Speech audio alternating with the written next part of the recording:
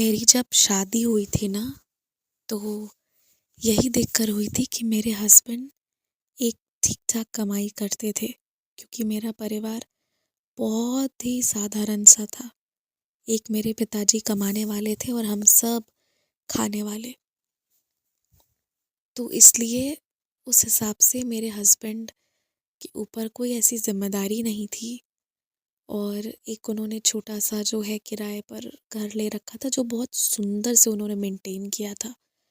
साधारण या पैसा कम होना अलग बात होती है, पर सुंदर से रहना अलग बात होती है।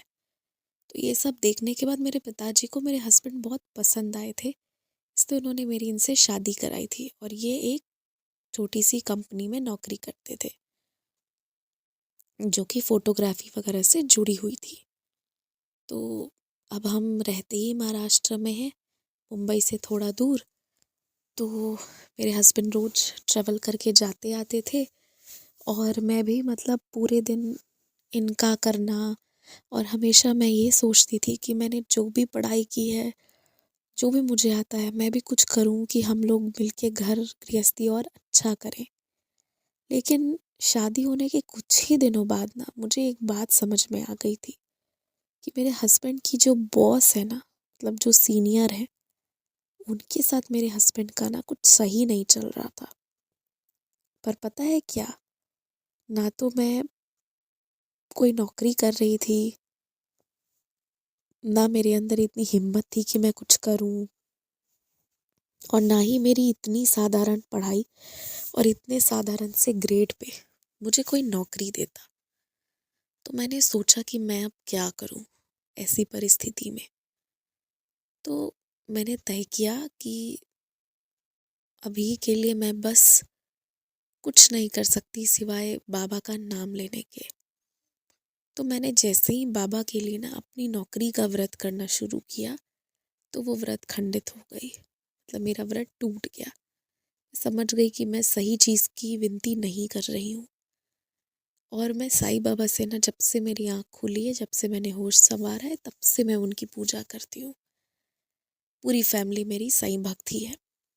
तो फिर मैंने सोचा कि इसका मतलब है बाबा चाहते हैं कि मैं अपने कुछ और चीज़ के लिए व्रत करूँ।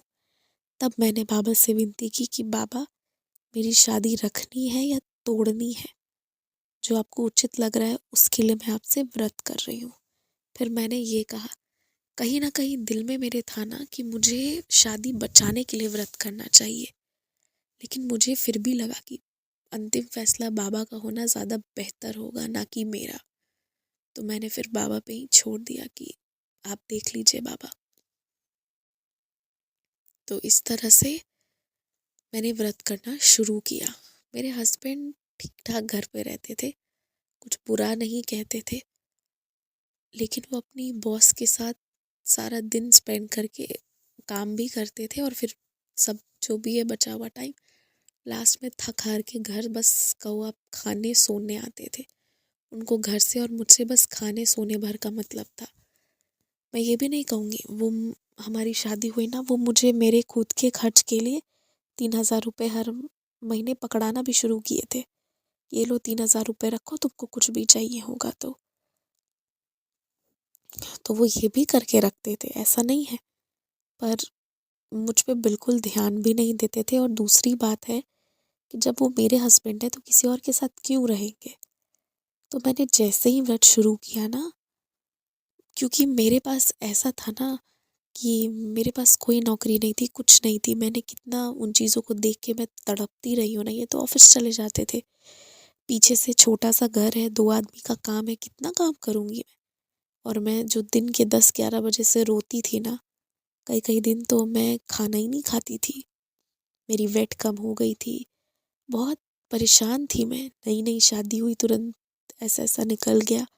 पर मैं छोड़ नहीं सकती थी। मेरा परिवार इतना आर्थिक तंगी से गुजर रहा था कि मैं एक और बोझ बन नहीं सकती थी उनका। और मेरे हस्बैंड की बात कर लें तो इनकी स्थिति 2 लोग लायक बिल्कुल ठीक थी, तो इनकी आदत खराब थी। मैं कुछ बहुत, मेरी अवस्था खराब थी। मुझे सिर्फ पता था कि बाबा ही मुझे बचा सकते हैं। नहीं तो कुछ ज़्यादा बचा नहीं है मेरे पास। तो फिर मैंने बाबा के व्रत शुरू किए। बाबा का व्रत शुरू करते ही 2 या 3 गुरुवार व्रत होते ही मेरे हस्बैंड की ना जॉब चली गई। उनको वहाँ से हटा दिया गया। जैसे ही मेरे हस्बैंड को हटाया गया ना, मुझे लगा ये क्या हो गया। इस चीज़ के लिए तो मैंने व्रत किया ही नहीं था, अब हमारा घर कैसे चलेगा। लेकिन इससे भी बुरा ये हुआ ना कि उनकी जो बॉस थी वो बहुत बचाने की कोशिश की, बचा नहीं पाई। कुछ लोगों की जॉब जानी तय थी, रिक्वायरमेंट नहीं थी। ये लोग वैसे ही एक्स्ट्रा पे थे तो चली गई इनकी जॉब। मेरे हस्बैंड को पता था कि आज नहीं तो कल उनकी जॉब जानी है, फिर भी उन्होंने ना उस बॉस की वजह से कुछ खोजा ही नहीं था। तो इनकी जो बॉस थी ना वो अब इनको फाइनेंशियल हेल्प देना शुरू कर दी। इसका मतलब वो उनको लगा बजा के अपने आसपास रखना चाहती थी, जिससे कि मेरे हस्बैंड और उनका साथ ही नहीं छूटे कभी भी। तो मुझे लगा ये तो और बुरा हो रहा है ना, क्योंकि वो आर्थिक सहायता देंगी तो इनका मिलना होता रहेगा, तो यही तो नहीं टूट रही है श्रृंखला। उसके बाद पता नहीं क्या हुआ, एक दिन मेरे हस्बैंड बहुत गुस्साए हुए आए और उन्होंने कहा कि वो बॉस के हस्बैंड बहुत ख़राब है, ये हैं वो है। तो अब हमें खुद अपना कुछ देखना होगा, वो अब हमें हेल्प नहीं करेंगी। उस दिन मुझे मोटा मोटा ये समझ में आया कि ज़रूर उनकी जो बॉस के हस्बैंड होंगे उन्होंने अपनी वाइफ को मना किया होगा मेरे हस्बैंड को हेल्प करने से। ठीक है। और वो भी एक घरेलू लेडी है, मतलब घर परिवार है, तो आखिर ये सब ऑफिस में मेंटेन कर सकती थी ना। अब ऑफिस में तो मेरे हस्बैंड जाते नहीं थे, तो अलग से ये सब मेंटेन करने की कोशिश करेंगी, मिलना जुलना कुछ भी, तो उनके हस्बैंड भी उनको नहीं जीने देंगे। तो शायद उनके हस्बैंड का प्रभाव रहा होगा कि मेरे हस्बैंड बोले अब मुझे वहाँ जाना ही नहीं है। उन्होंने मुंबई जाना ही बंद कर दिया। उसके बाद उन्होंने कहा अब कुछ नहीं है। उसके बाद अब क्या होगा, अब तो हम आर्थिक तंगी से ही गुजरने लगे और बहुत भयंकर आर्थिक तंगी आई। फिर कैसे कैसे करके मेरे हस्बैंड ने थोड़ा सा लोन लिया और एक छोटा सा दुकान डाला। और फिर उन्होंने कहा कि देखो ऐसा है ना कि अब तुम भी दुकान चलो, हम दोनों मिलके करेंगे। अगर कोई होम डिलीवरी मांगेगा तो मैं वो भी करूँगा, तुम दुकान में बैठना। और मैंने ये रियलाइज़ किया कि 9 गुरुवार व्रत होते होते मैंने बहुत तरह के कष्ट झेले। हमारे यहाँ जॉब चला गया, दूसरी दुकान खुल गई, पर बाबा हमें एक लाके रख दिए। जहाँ पहले मेरे हस्बैंड एक बार घर से जाते थे सीधा रात को आते थे, अब वो घर पे भी मेरे साथ रहते हैं, दुकान पे भी मेरे साथ रहते हैं। अब उनके पास कोई स्कोप ही नहीं है कि वो गलत करें। और कहीं न कहीं बाबा ने ना उनका मन ही बदल दिया है। अब वो पूरी तरह मेरे साथ रहते हैं। उन्हें उनको गलती का एहसास है नहीं है ये सब वो कभी अपने चेहरे से नहीं झलकने देते हैं। पर जो बात है ना वो ये है कि मेरे हस्बैंड अब पूरी तरह मेरे पर समर्पित है। वाक़ई में बाबा ने इनका मन ही बदल दिया है। तो मुझे लगता है कि जो चीज़ मेरे लाइफ में कभी चेंज होती नहीं होती, क्या होता, बाबा ने सब बदल के रख दिया।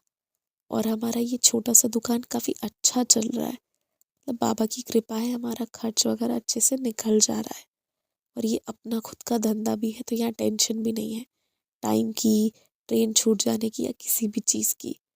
तो मुझे लगता है कि जब कुछ समझ नहीं आए तो बाबा के सानिध्य में जाइए, वही रास्ता निकालेंगे। जय साईं राम। जय साईं राम रिस्पेक्टेड साईं डिवोटीज़। आज मैंने जो एक्सपीरियंस सुनाया ये एक डिवोटी का है, उन्होंने मुझे भेजा था। मैं ये बात हमेशा लास्ट में अब कह देती हूँ, नहीं तो बहुत लोगों को लगता है कि मैं जिस तरह से रीड करती हूँ तो लगता है कि मेरा अनुभव है, इसीलिए मैंने क्लियर कर दिया। और अगर आप अपना कोई अनुभव भेजना चाहते हैं तो ज़रूर भेज सकते हैं मेरी ईमेल आईडी या व्हाट्सएप नंबर पर। जय साईं राम।